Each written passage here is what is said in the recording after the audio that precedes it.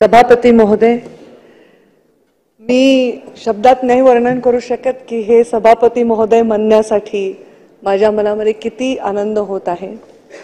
आपण राजकारणाची सुरुवात केली तेव्हापासूनचा आपला परिचय आहे, पारिवारिक संबंध आहे। आदरणीय मुख्यमंत्री महोदयांनी गोपीनाथराव मुंडे साहेबांचं नाव घेतलं आणि तोही आपल्या नात्यामधला एक धागा आहे। मंत्री म्हणून काम करत असताना, सहकारी म्हणून काम करत असताना अनेक माझे समकालीन जे माझ्याबरोबर काम करणारे नेते आहेत, बऱ्याच लोकांना मी नावाने हाक मारते, पण राम भाऊ हा शब्द भाऊ याशिवाय मी कधीही उच्चारला नाही। असं आदरणीय राम शिंदे आज आपण सभापती या सर्वोच्च स्थानावर विराजमान झालात, याबद्दल मी मनापासून आपलं अभिनंदन करते। मंत्रिमंडळामध्ये 2014 ते 19 आपण एकत्र काम केलेलं आहे। आपण मुख्यमंत्री महोदयांनी जे सांगितलं तसे किती भावनिक आहात, किती हळवे आहात याचा अनुभव वेळोवेळी मी घेतलेला आहे। मुंडे साहेबांच्या मृत्यूच्या नंतर बरेच कार्यकर्ते रात्री 2-2, 3-3 वाजेपर्यंत आमच्या घरी यायचे आणि बसून राहायचे, काही करायचे नाही। मी माझ्या खोलीमधनं बाहेर यायचे आणि रामभाऊ नुसती नजरेला नजर जरी दिली तर ढसाढसा रडायचे। कितीतरी वर्ष ही आमची भावना तशीच राहिली, त्या दुःखातून बाहेर ते पडू शकले नाही, इतके ते हळवे।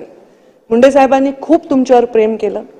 मला आठवतं की अगदी हेलिकॉप्टरमध्ये आम्ही प्रवास करत असताना रामभाऊंना हेलिकॉप्टर लागायचं, त्रास व्हायचा, मुंडे साहेब पाठीवरून हात फिरवायचे, तू काळजी करू नको, तुला त्रास होतोय, तू काळजी करू नको, इतका जीव तुमच्यावर लावला। मधल्या 5 वर्षात मी राज्याच्या राजकारणामधून बाहेर गेले, पण काही वळून नात्यांकडे मी जेव्हा पाहिलं तर त्या नात्यांमध्ये कधीही मनापासून दुरावा मला वाटला नाही।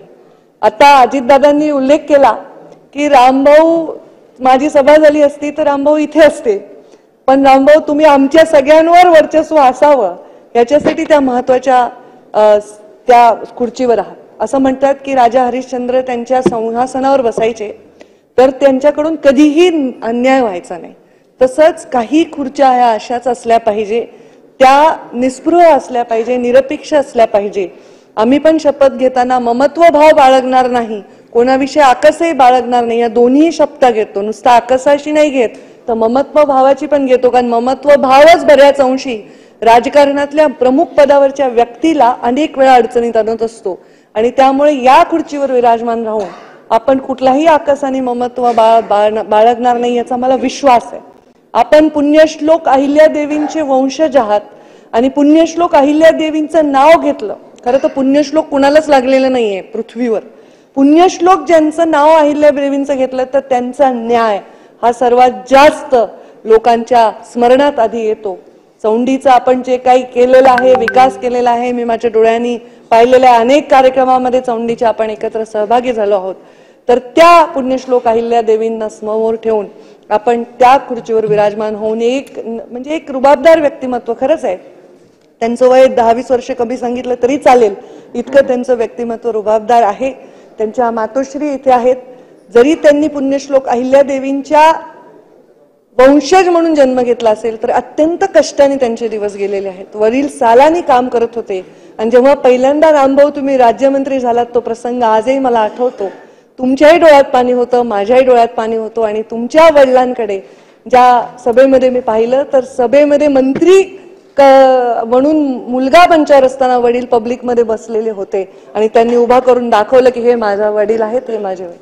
तर ते एक सामान्य बहुजन समाजात जन्मलेला माणसाचा प्रवास हा खूप कठीण असतो। त्याला ह्या 2 ओळी प्रत्येक त्या माणसाला मी समर्पित करते, तुम्हालाही कळेल। मैं उस माती का वृक्ष नहीं जिनको नदियों ने सींचा है, बंजर जमीन पर रहकर मैंने मृत्यू से जीवन खींचा है।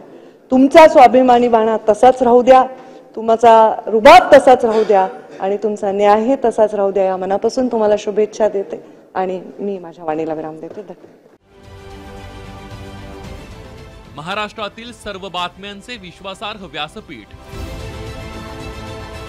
सकाळच्या सर्व सोशल मीडिया प्लॅटफॉर्मला लाईक, फॉलो आणि सबस्क्राईब करा। तसंच सर्व नोटिफिकेशनसाठी बेल आयकॉन प्रेस करायला विसरू नका।